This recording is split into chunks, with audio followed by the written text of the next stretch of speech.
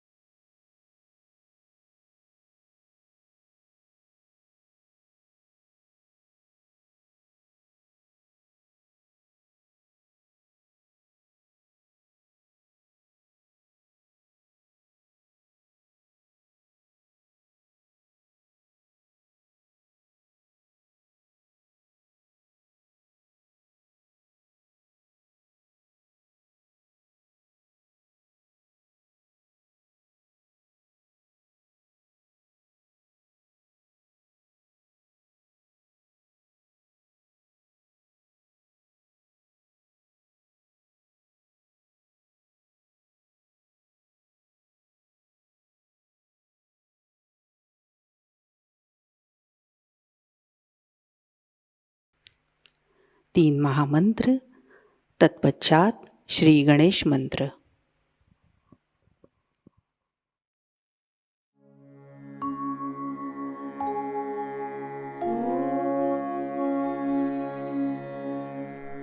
त्वमेव साक्षात् श्री महालक्ष्मी महासरस्वती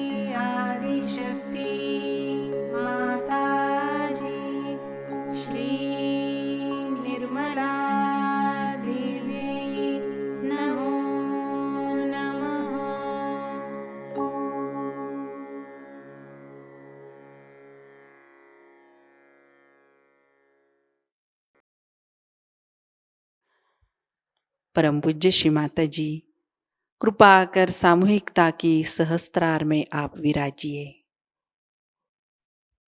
श्री माता जी, हमारा आत्म साक्षात्कार दृढ़ कीजिए। हमारा अहंकार और प्रति अहंकार आपके श्री चरणों में समर्पित है। कृपया आप हमारा समर्पण और कृतज्ञता स्वीकार कीजिए। सहस्त्रार पर अपने चित्त को स्थिर करते हुए कुछ समय ध्यान में बैठते हैं।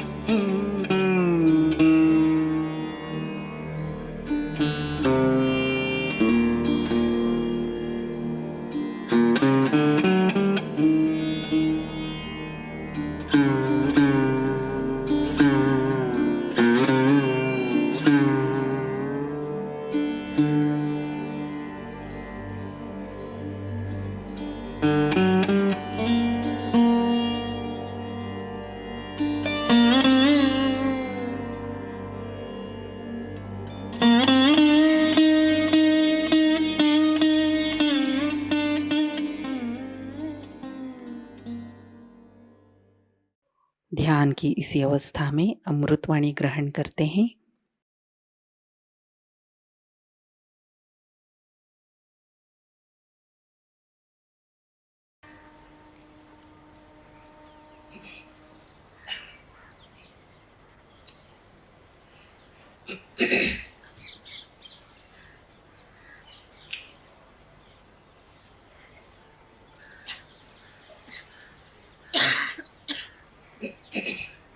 आज हम सत्य युग में शक्ति की पूजा करें,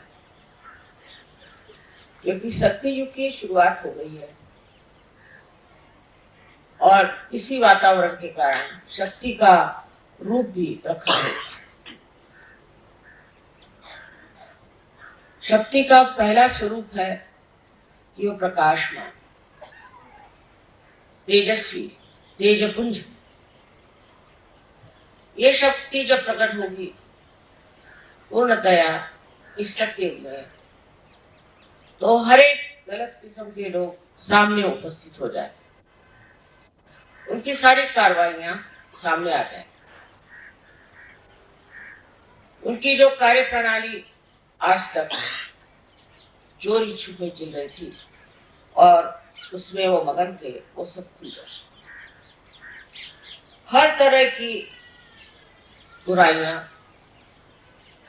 वो चाहे नैतिक हो, चाहे मानसिक हो, आतंकवादी हो या किसी तरह की भी, सत्य को पसंद न, ऐसी कोई सी भी संस्था, ऐसी कोई सी भी व्यवस्था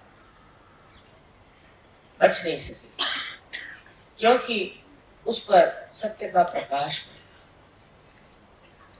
इस सत्य के प्रकाश में आप एक शक्ति की विशेष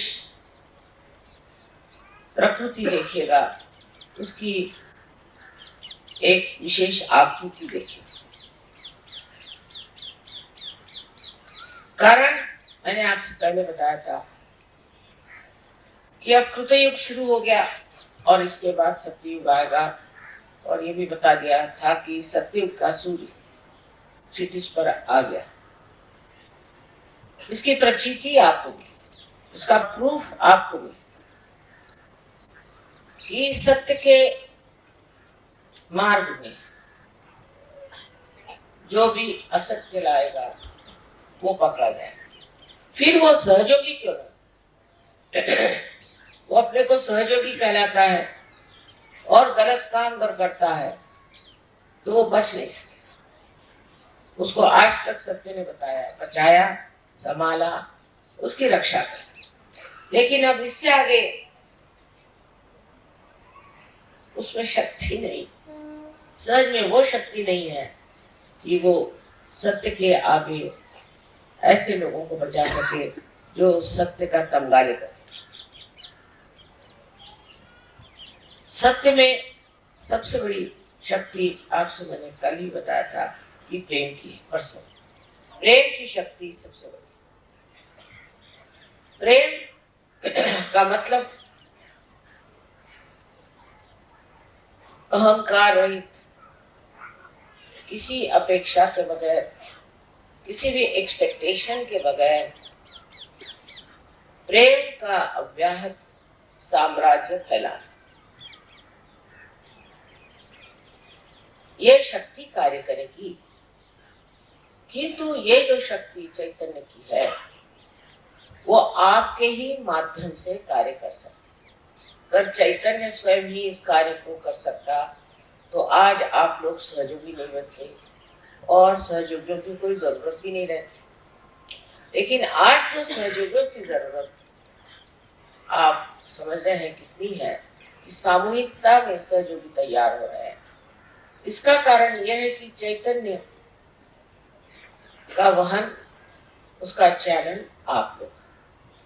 अब इस वहन करने वाली जो धाराएं हैं उनको समझ लेना चाहिए कि आपको किसी भी गलत काम की ओर नजर तक नहीं उठाना चाहिए, क्योंकि आप स्वयं शक्ति से संचालित हैं।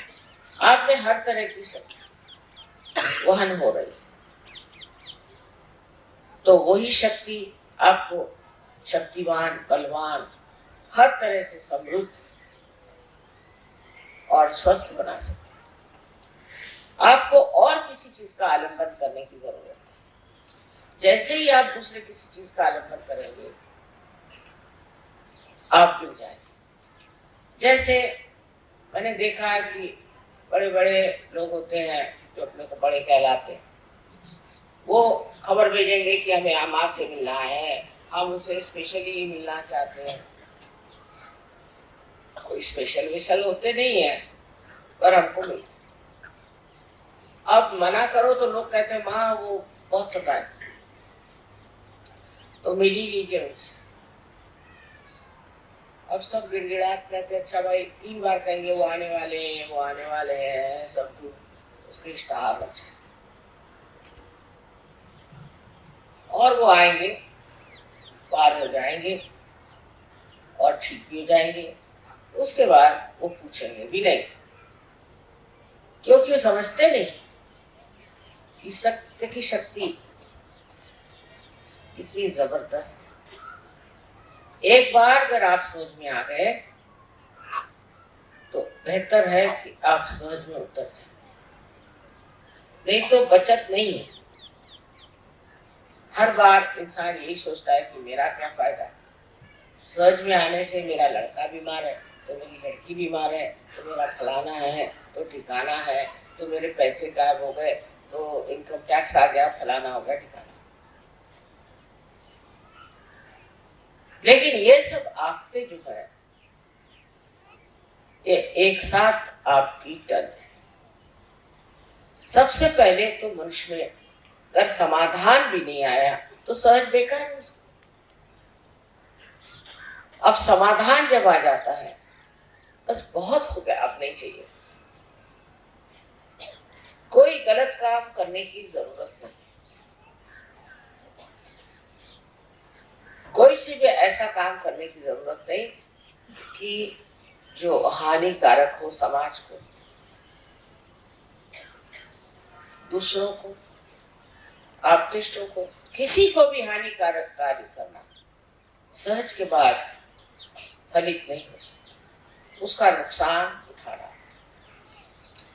हमने देखा बहुत शुरू में बहुत से सहज में ऐसे लोग आए, रुपया बनाया, पैसा बनाया, झगड़े किए, लड़ाई करी, ये करा वो करा, इसके सिवा और कुछ किया नहीं सर, फिर खत्म होगा। क्योंकि सहज की शक्ति ऐसी है कि ऐसे लोगों को पार ढके, फिर वो ठीक होकर के वापस आ जाए तो दूसरी बात। जैसे समुद्र में दो शक्तियां होती, एक शक्ति से तो बाढ़ आती और एक से जो है समुद्र पीछे जाता। इसी प्रकार इस सत्य की शक्ति है जो स्पंदित। स्पंद का मतलब होता है जो एक बार आकुंचित होता है और एक बार पूरी तरह से खुल जाता है, उस हृदय में ही स्पंद होता है। आदि शंकराचार्य ने वाइब्रेशंस को स्पंद कहा। स्पंद का मतलब है जो एक बार आपको उठाएगा वो दूसरी बार आपको गिरा भी सकता है। ये मैं आपको डराने नहीं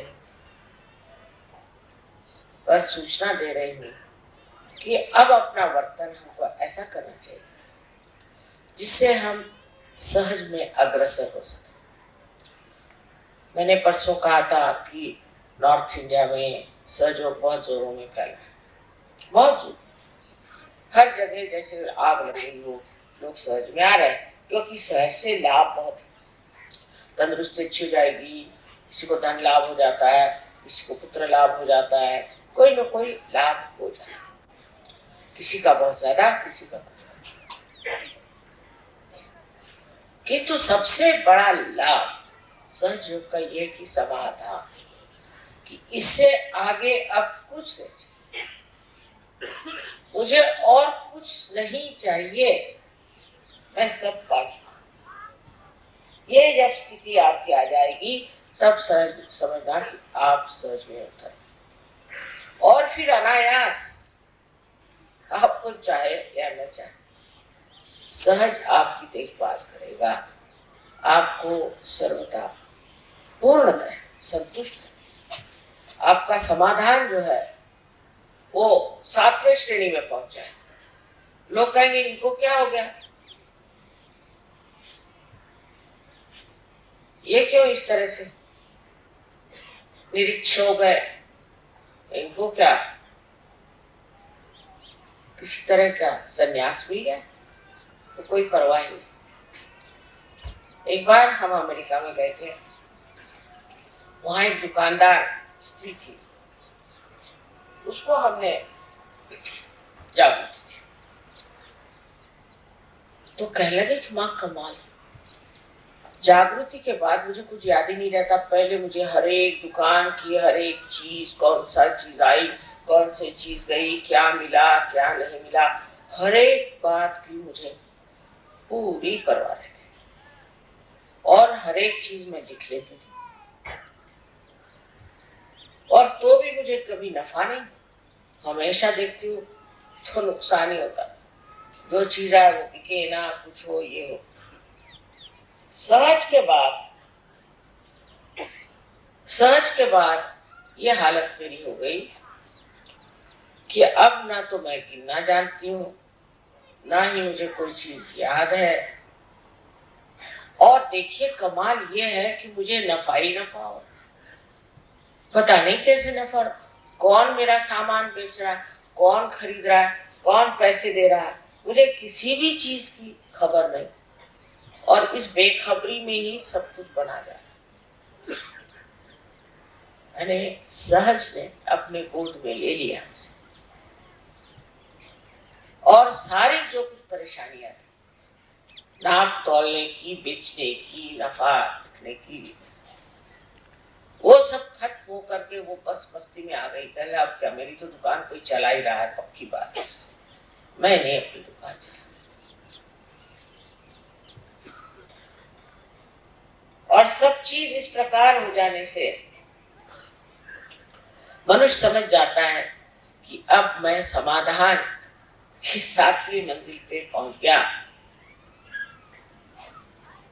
उसको सोचना भी नहीं, विचारों से परे ये दशा है।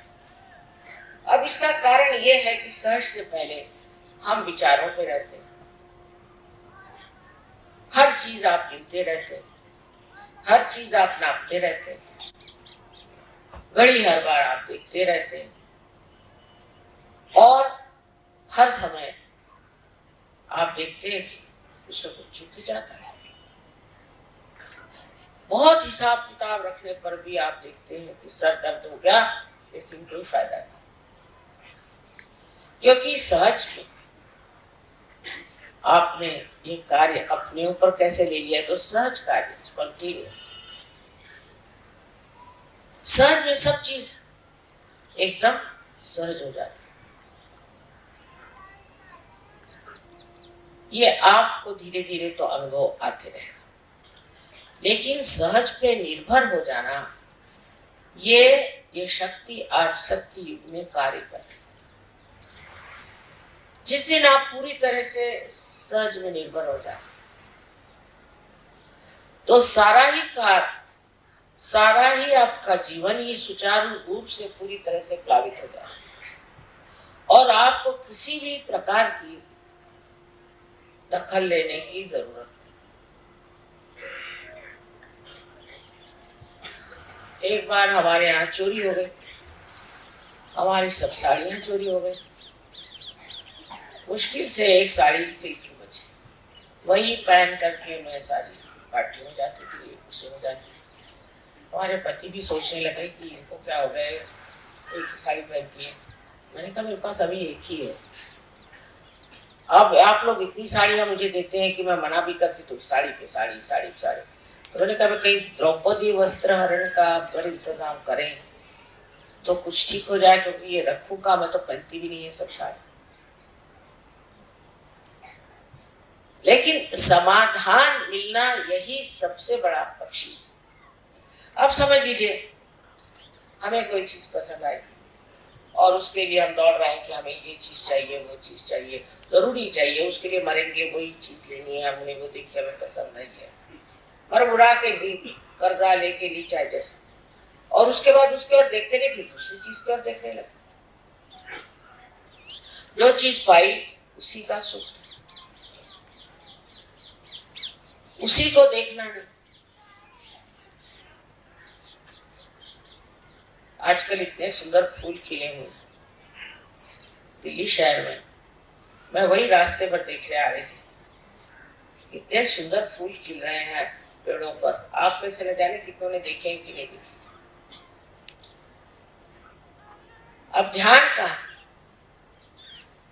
ध्यान आपका अगर अपने आत्मा पर है, तो आत्मा वही चीज दिखाए जो सुखदायी है, जो आनंददायी है, और उसमें फिर स्वार्थ असल में पाया जाता है, क्योंकि जिसमें आप स्व का अर्थ जानते। कैसे शब्द लगाए देखिए, अपने जो बड़े पुरखे हो गए पूर्वज, उन्होंने ढूंढ ढूंढ के शब्द लगाए कि तू स्वार्थ ढूंढ। स्वार्थ का माने स्व का अर्थ, पहले लोग सोचते स्वार्थ का मतलब पैसे कमाओ, ये करो, वो करो, वो करो, पर उसमें सुख नहीं मिला। जब खोजते खोजते आप पगले हो जाएंगे तब फिर आप स्रोत की ओर दौड़े। इसलिए उनका पहले तू स्वार्थ खोज, इसमें तेरा क्या स्वार्थ है वो देख, इसमें तेरा कौन सा फायदा है।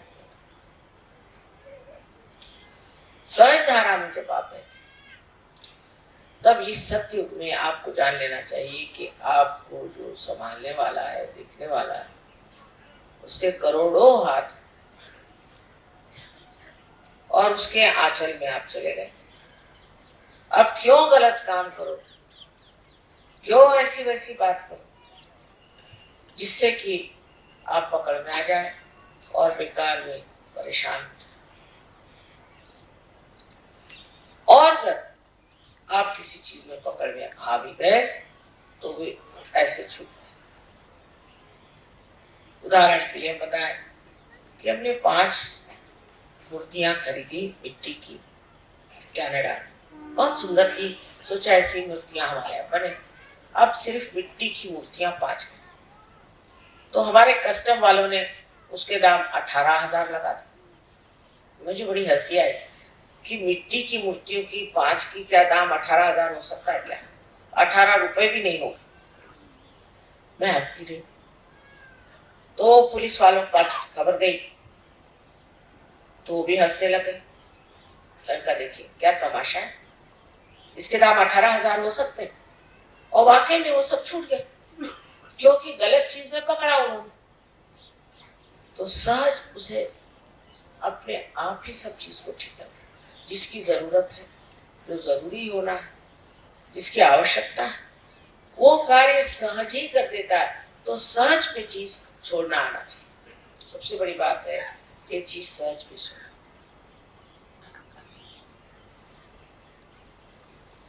बहुत सी बातों में हम देखते हैं कि लोग बेकार में परेशान, बेकार में परेशान, और इस परेशानी का मतलब ये है कि अभी वो सहज नहीं।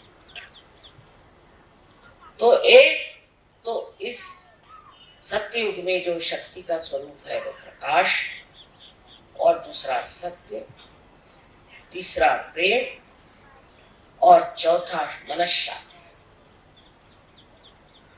आप मन की शांति को प्राप्त करें। जो भी होता उसे आप देखते हैं। अगर कोई आदमी विचलित होता है तो वो सहज ही नहीं।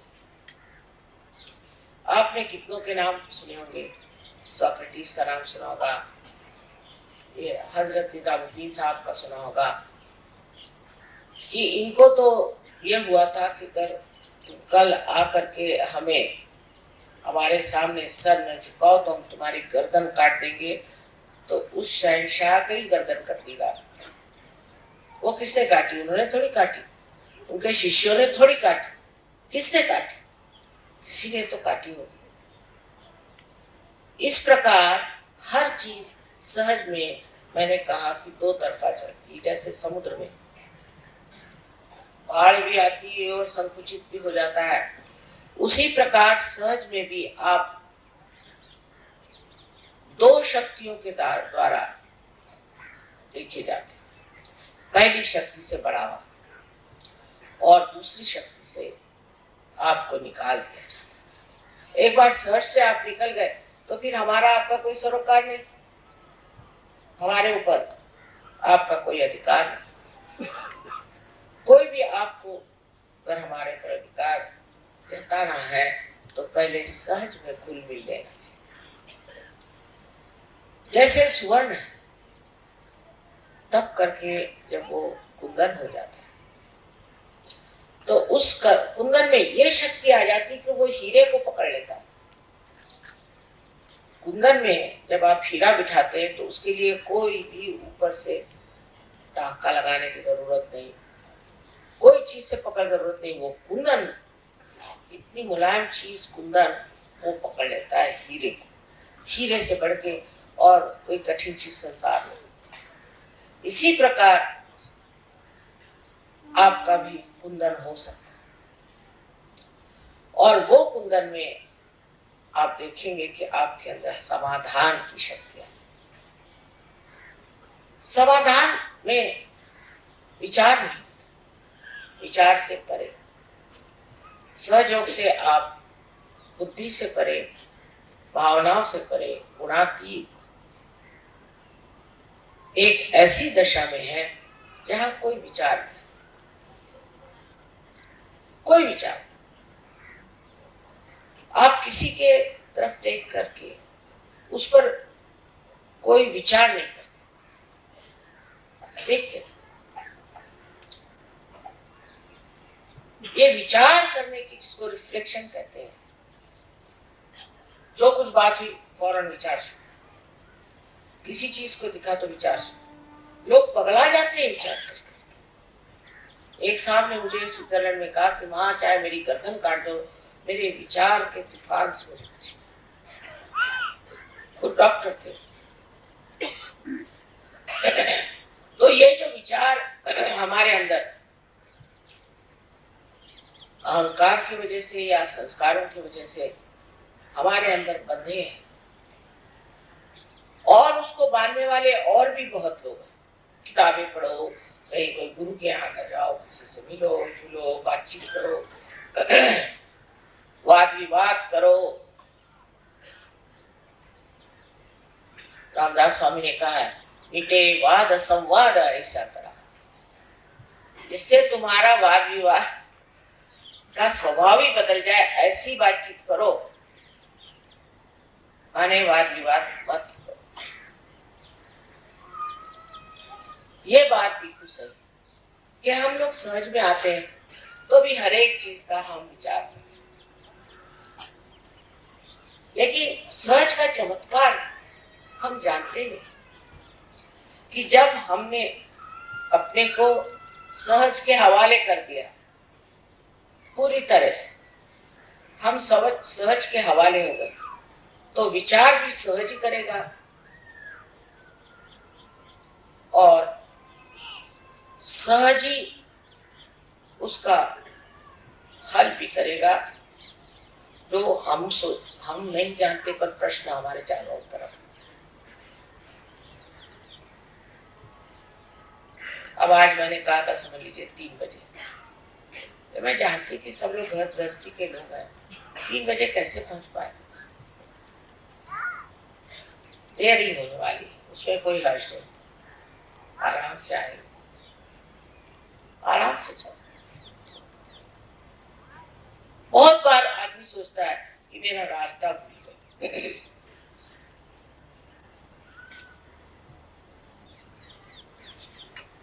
और वो परेशान है, कहां से रास्ता ढूंढूं, किससे पूछूं, क्या करूं, मेरा रास्ता रह गया, ये है। अगर आपका रास्ता खो गया है तो सहज के कारण आपको किसी से मिलना है, या आपको किसी चीज से गुजरना है, या वहां कोई चीज का आपको अनुभव लेना है, इसीलिए आपका रास्ता बना। उसकी चिंता करने कौन सी बात। आखिर आप करने क्या वाले, कोई लड़ाई है, युद्ध है, वहां जा रहे हैं, और युद्ध में भी अगर सहयोगी इच्छा है तो वो युद्ध तो जीत लेंगे, लड़ेंगे बढ़ेंगे कुछ नहीं।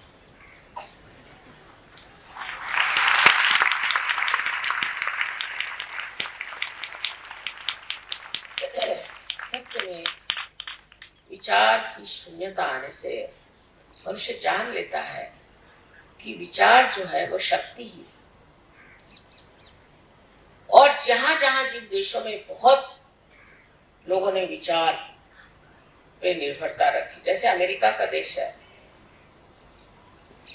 तो फ्रॉइड जैसे गधे आदमी पर, गधे से भी ज्यादा करने से मुझे इतनी गालियां नहीं आती, ऐसे महामूर्ख दुष्ट आदमी को उन्होंने भगवान माना,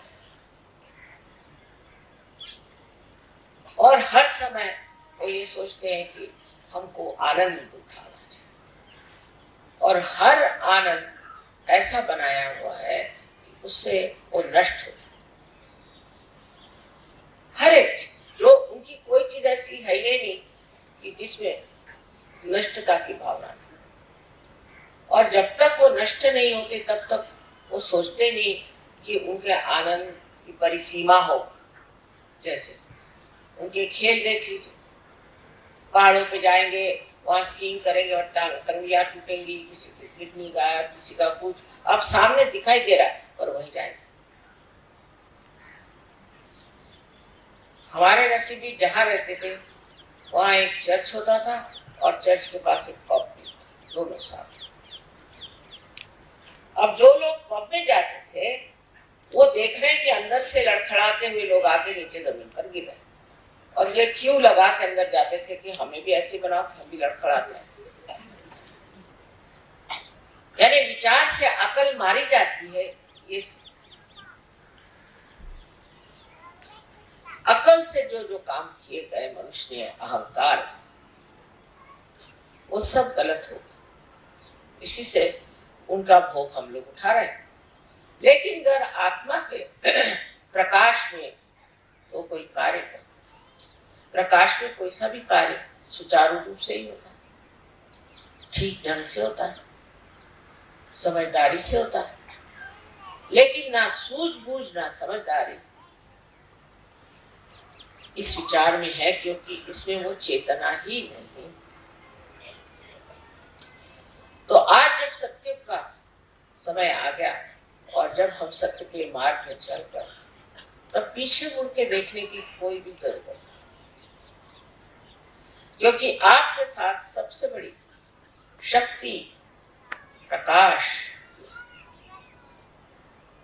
आप प्रकाश में चलो, और प्रकाश भी ऐसा कि जिसमें आपकी छाया नहीं, आगे भी प्रकाश, दोनों तरफ प्रकाश और पीछे भी प्रकाश।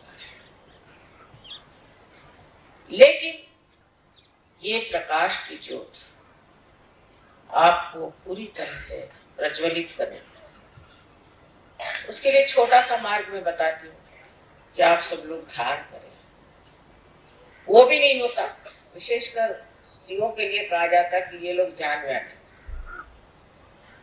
सारा चित्त, खाना बनाना, बच्चों में, इसमें उसमें टिपटा।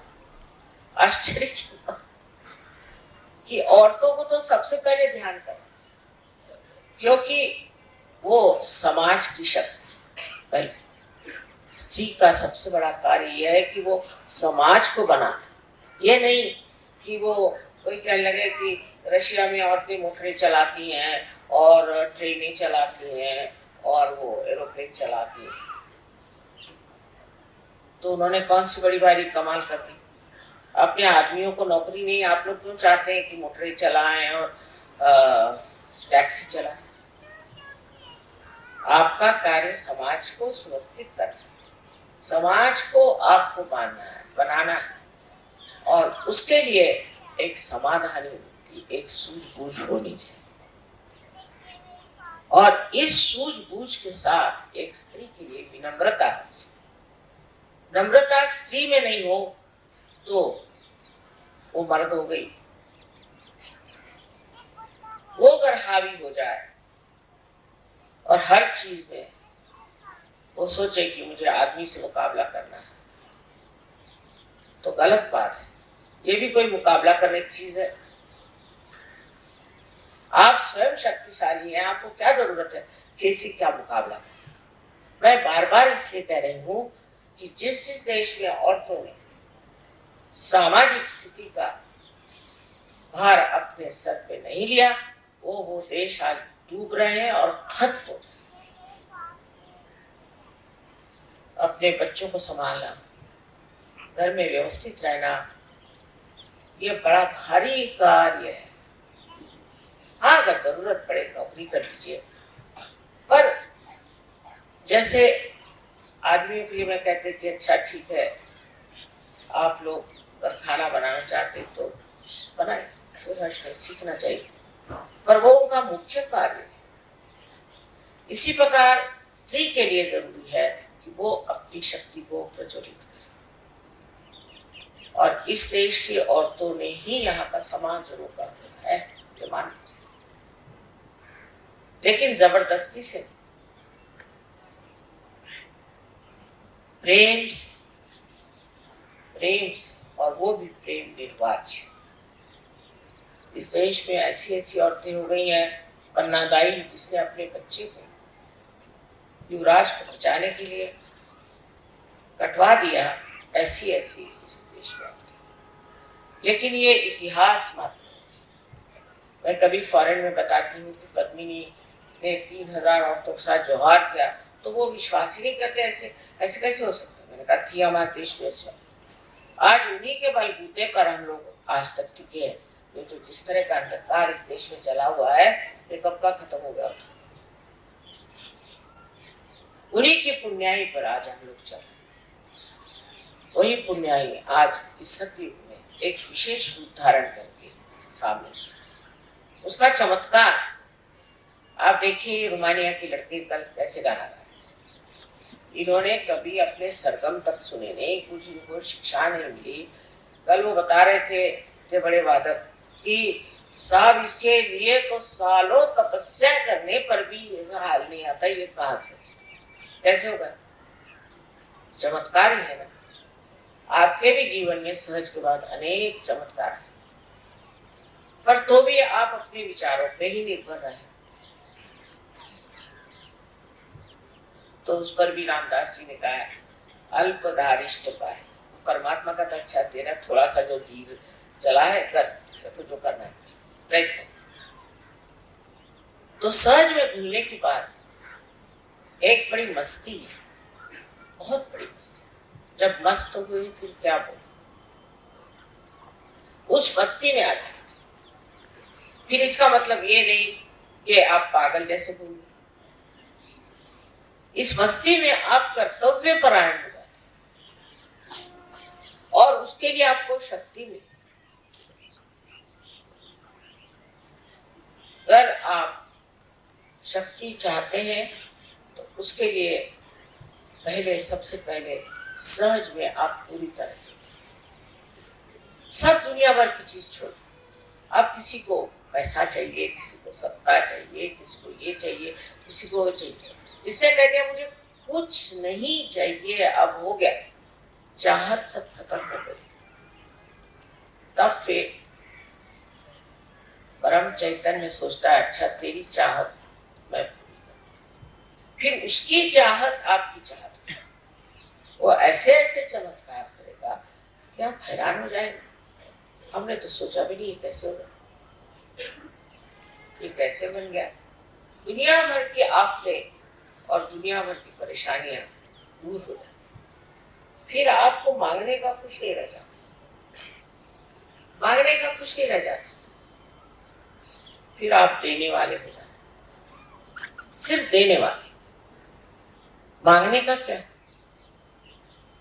मांगने का तो वही करेंगे जिनके पास कमी रह गई और जो समाधान के सागर में डूब गए, वो क्या मांगेंगे? चारों तरफ देख के आपने ये क्या करेगा, इसकी क्या जरूरत?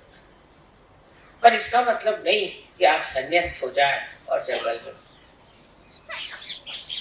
इसमें हमारे यहाँ राजा जनक का बड़ा सुंदर वर्णन, उनको विदेही कहते। वो राज्य करते थे, उनके सामने नृत्य होता था, संगीत होता था और उनके बड़े भारी प्रोसेशन निकलते थे, सब कुछ होता था, और उनको लोग विदेही कहते थे। तो एक शिष्य ने, नचिकेता ने अपने गुरु से कहा कि जब वो आते हैं तो आप क्यों खड़े हो जाते हैं? पहले वो हमसे बहुत ऊंचे, आपको पता। उनका कैसे? पहले हमने तो सब संसार छोड़ के संन्यास्त भाव लेकर के फिर कुछ अनुभव, ये तो बगैर छोड़े ही उसमें बसे।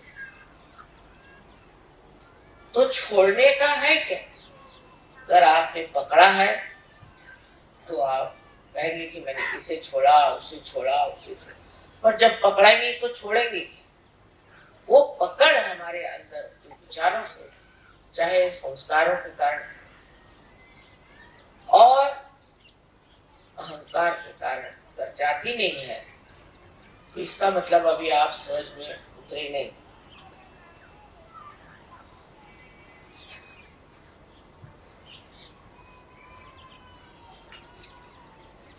किसी भी चीज की पकड़ तभी होती है जब उस चीज को हम इतना महत्वपूर्ण समझते हैं।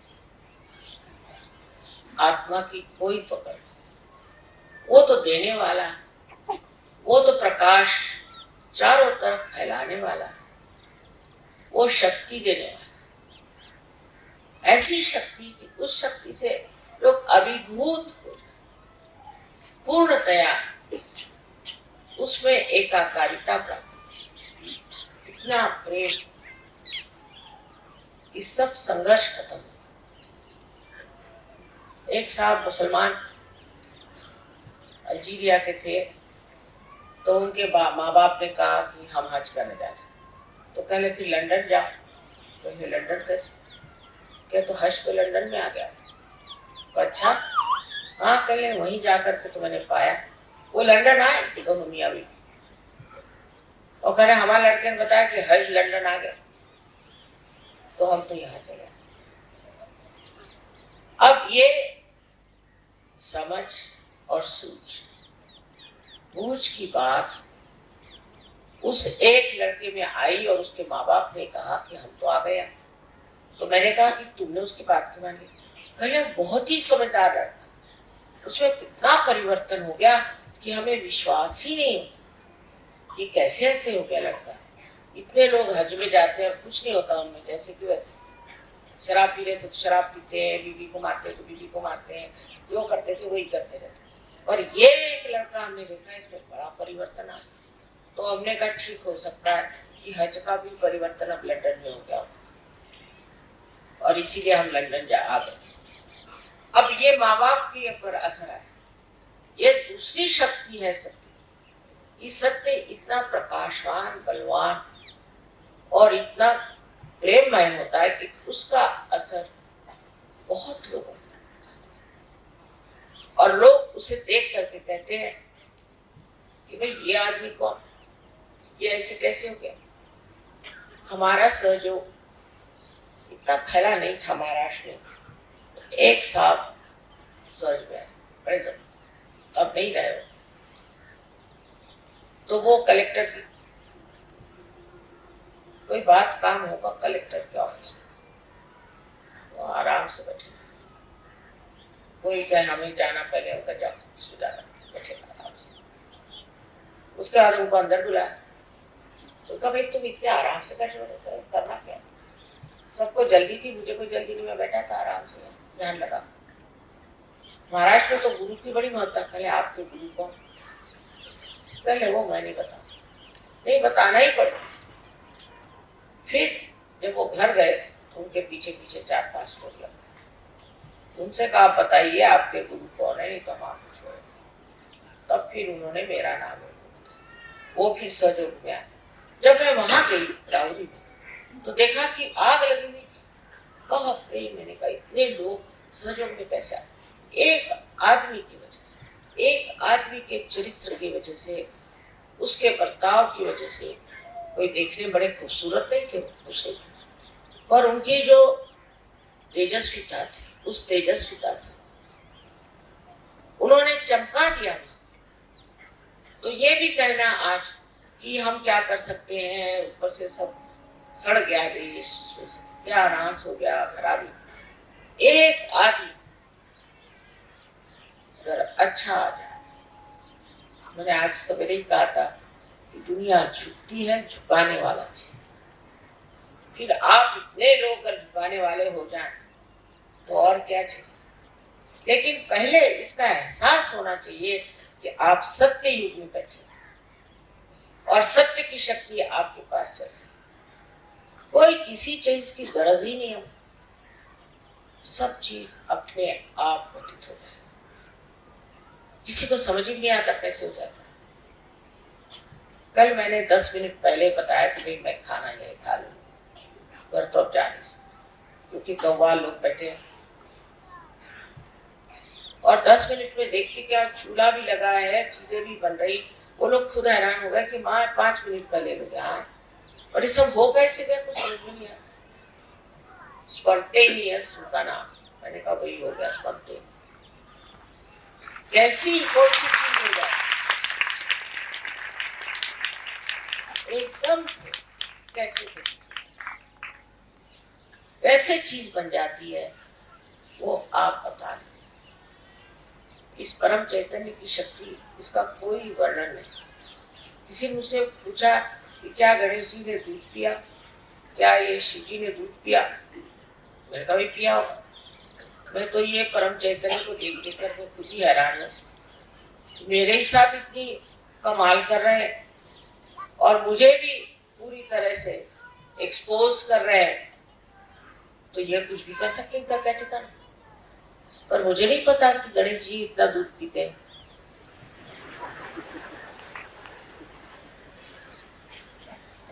बहरहाल, तो अब चीज पे आश्चर्य करने के सिवाय और कुछ रह गया?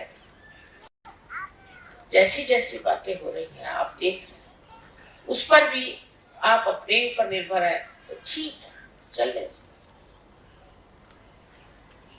आप मान लीजिए कि आप सत्य युग में उतर आए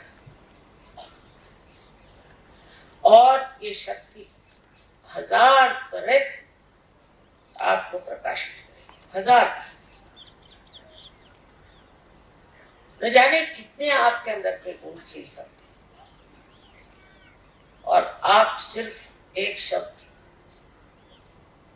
जो शिरडी साईनाथ ने कहा था कि सबूरी की जरूरत है, पर ये सबूरी भी सोच समझ के नहीं, अच्छा सबूरी करो ऐसे कहने की जरूरत नहीं। ये सबूरी जो है ये एक स्थिति, उसमें सब कुछ आता है। एक स्थिति है, उस स्थिति में अगर आप उतर गए तो किसी को कहने की जरूरत नहीं, किसी को बताने की जरूरत नहीं, वो अपने आप ही सब कुछ घटित हो। ऐसी ऐसी बातें कि जो सोच भी नहीं सकते ऐसे घटित हो। इसके अलावा एक बात और विशेष कि आप इस भारतवर्ष में पैदा, बहुत बड़ी बात, पूर्व जन्म के अनेक अनेक पुण्यों के कारण ही इस योग भूमि में आप, और इसी में सत्युग पहले आएगा और दुनिया देखेगी कि सत्युग क्या चीज है, इसका चमत्कार।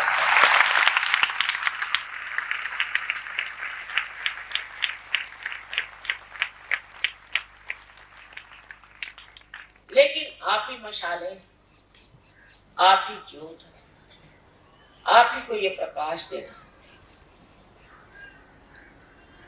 इसको एहसास करना चाहिए, इसको समझना चाहिए, इसको अपनाना चाहिए, क्योंकि कितनी बड़ी जिम्मेदारी आप पर आज है ये सब।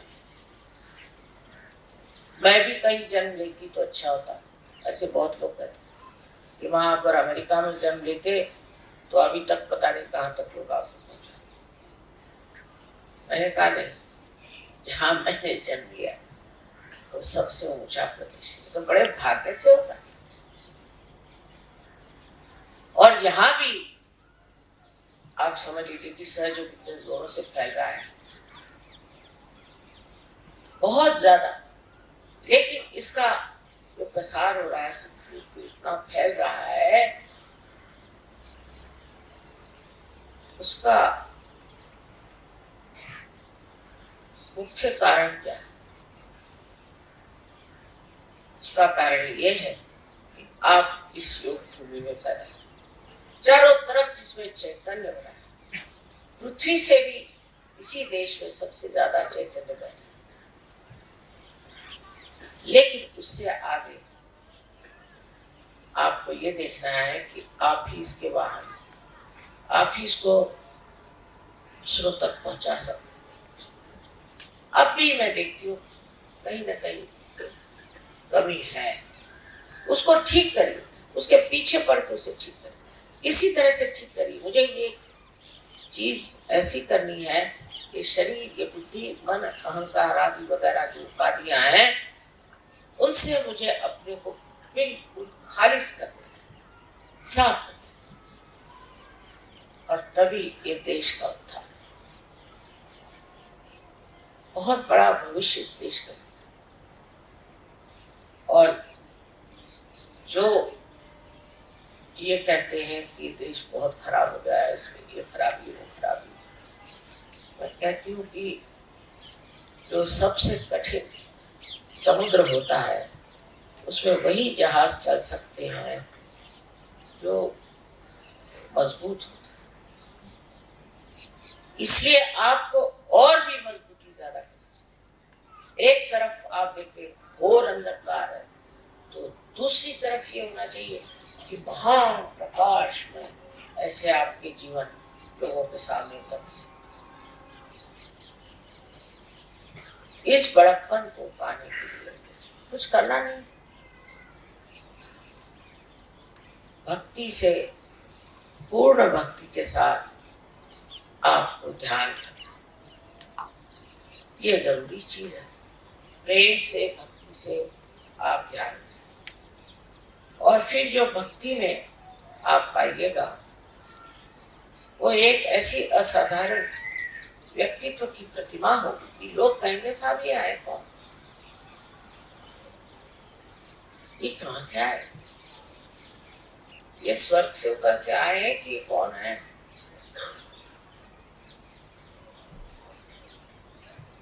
यही आज क्षमता आप रखते हैं, यही आपका पोटेंशियल है। आप समझ लीजिए कि आपके अंदर कितना गौरवशाली जीवन उमला रहा है, उसे जताइए। सब दुनियादारी को छोड़िए। उसके पास मोटर है तो मेरे पास मोटर नहीं, उसके पास फलानी मोटर तो मेरे को क्या करने का है, इसमें क्या रखा है। आपको आश्चर्य होगा, मुझे तो मेरे मोटर का नंबर नहीं मालूम, वो तो छोड़िए, मुझे उसका कलर भी नहीं मालूम, मुझे उसका मेक भी नहीं मालूम,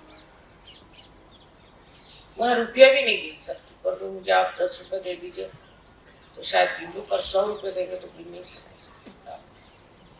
मैं बैंक का चेक नहीं लिख सकती, कुछ नहीं कर सकती, बिल्कुल निष्क्रिय, कोई भी कार्य नहीं कर सकती और सारा कार्य हो रहा है। देखिए आप लोग,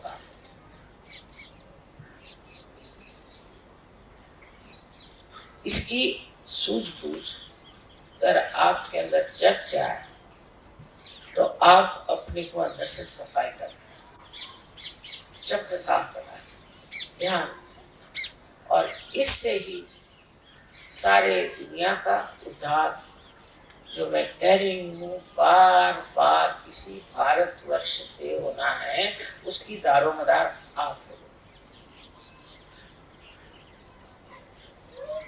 तो आज के इस शुभ अवसर पे आप मन में सत्य के रास्ते पे खड़े हो। सब लोग देखिए कितना चमत्कार है।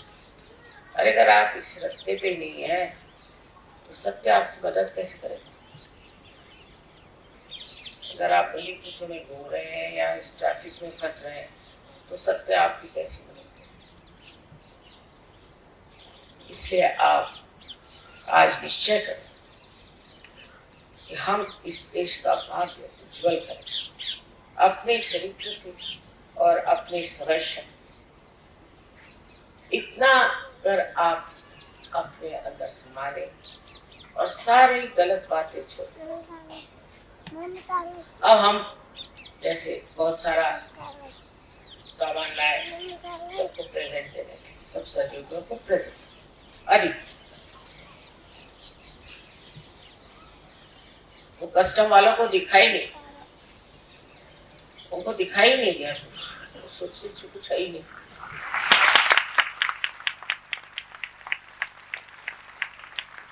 क्योंकि उसके प्रेम का आवरण कैसे दिखाई दे,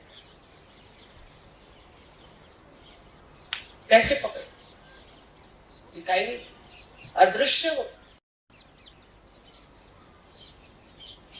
क्योंकि इतने प्रेम से परदेसी भाई आपके लिए कुछ सामान लेके आए, तो इसमें कस्टम क्या देना। प्रेम का कोई कस्टम होता है? कोई व्यापार करने तो आया नहीं है। और देखिए कि कमाल है, और वो बड़े विश्वास के साथ वहां में मालूम लगे। कस्टम वाले देखते ही नहीं, तो दिखाई नहीं देता क्या होता है पता नहीं। एक देवी जी ने यहाँ ऐसी एक चांदी की थाली ली, तब चांदी एक्सपोर्ट अलाउड नहीं था, उसको नहीं मालूम, बेचारी फॉरेनर्स को यहाँ के तो रोज ही लॉज बदलते रहते, तो उसने चांदी की थाली अपने बक्से में रखी और ले जा रही थी क्योंकि पूजा है। तो कस्टम वालों ने खोला, ऊपर ही मेरा फोटो था, तो उन्होंने नमस्कार करके बंद कर दिया।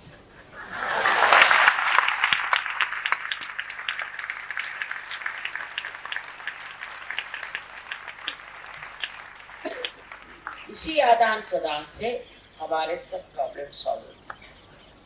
अब वो कहते हैं कि यहाँ वीजा नहीं देंगे, तो ये कहेंगे हम भी नहीं देंगे, तुम इतना रुपया लोगे तो हम भी इतना रुपया लेंगे। ये सब खत्म हो जाएगा,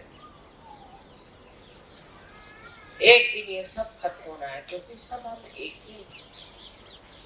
ये सारा विश्व एक है, लेकिन मनुष्य के दिमागी जमाखर्च से ये अलग अलग हो गया। यही बात धर्म की है, यही बात हर एक चीज की है कि दिमागी जमाखर्च से इंसान अलग अलग इसमें बढ़ गया। और सहज योग सब का एकत्रीकरण ही नहीं है, सिर्फ समन्वय ही नहीं है, और समग्रता है।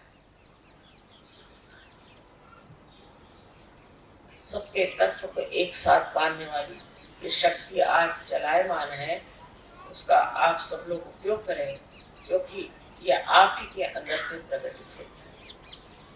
आप सबको अनंत आशीर्वाद। कुछ समय ध्यान में बैठते हैं।